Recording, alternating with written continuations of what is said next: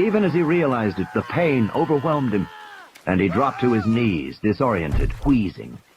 He collapsed onto his side, his cheek pressed to the wet ground, his breath coming in thin whistles through the constant, ever-screaming pain that caused flashing spots of light to appear behind his tightly shut eyelids.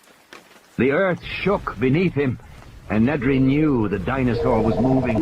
He could hear its soft hooting cry, and despite the pain, he forced his eyes open, and still he saw nothing but flashing spots against black.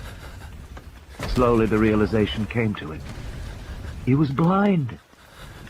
The hooting was louder as Nedry scrambled to his feet and staggered back against the side panel of the car as a wave of nausea and dizziness swept over him.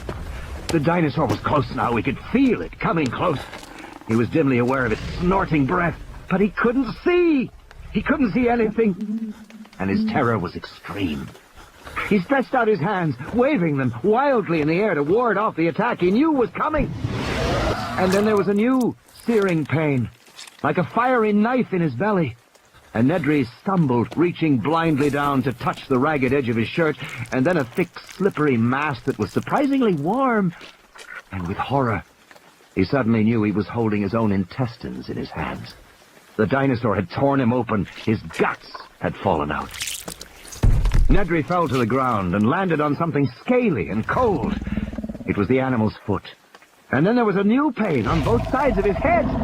The pain grew worse, and as he was lifted to his feet, he knew the dinosaur had his head in its jaws, and the horror of that realization was followed by a final wish that it would all be ended soon.